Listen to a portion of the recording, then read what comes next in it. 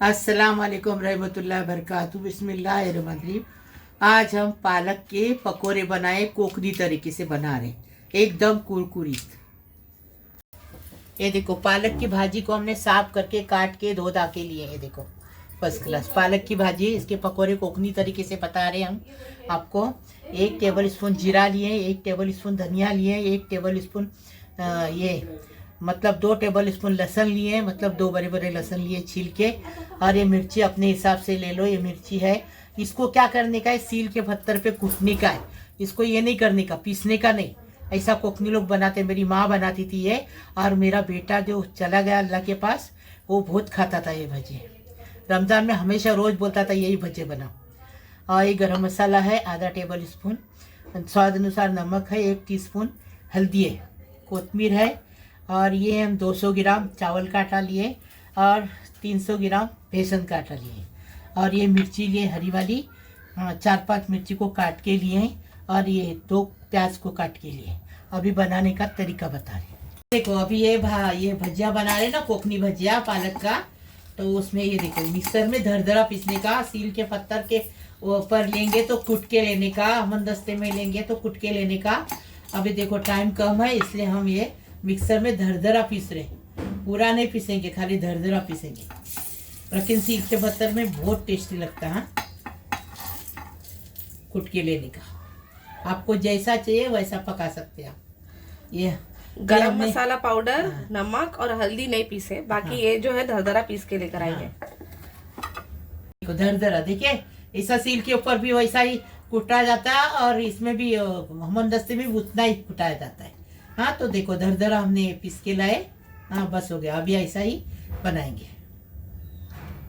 ये देखो ये पालक की भाजी ली है, इसके अंदर ये नमक डाल दिए, स्वाद अनुसार नमक।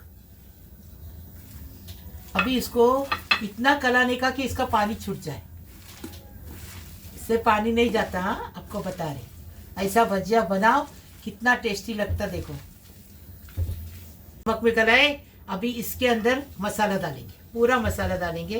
ये पहले पाउडर डालेंगे, हल्दी और गरम मसाला। अभी मिर्ची डाल दिए, कोतमीर डालेंगे, प्याज डालेंगे, प्याज डालेंगे और मसाला डाल के मसाला डालेंगे और इसको अच्छे से कलाएंगे इसको। फिर आपको बता रहे जितना चावल का आटा बेसन का आटा जितना लगेगा उतना ही डालेंगे, पानी नहीं डालने का इसके लिए। और छोटे छोटे इसके भजिए बनते, छोटे छोटे। तेल गरम करने रखिए हमने। ये देखो कैसी भाजी का ये हो गया, देखो ऐसा पानी छूट गया। देखिए अभी इसमें चावल का आटा ज्यादा डालने का, बेसन का कम डालने का, कुरकुरीत बनाने के इसको। 3 टेबल स्पून चावल का आटा डाले। हाँ अब इसमें बेसन का आटा 2 टेबल स्पून डालो। 2 डालो।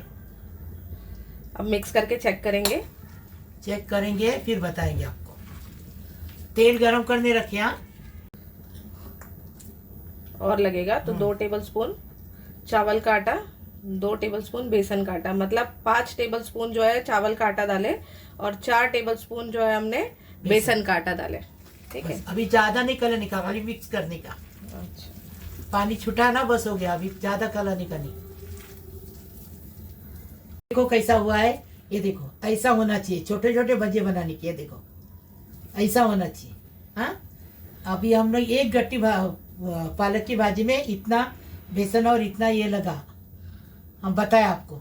एकदम गरम करने का। हाँ ये देखो अभी हम भजा डालेंगे, छोटा छोटा डालेंगे। और इसको हरी मिर्ची तलने की, उसके साथ खाने का एकदम टेस्टी। पाव के साथ खाओ, ऐसे ही खाओ, बहुत अच्छे लगते कुरकुरे भजी।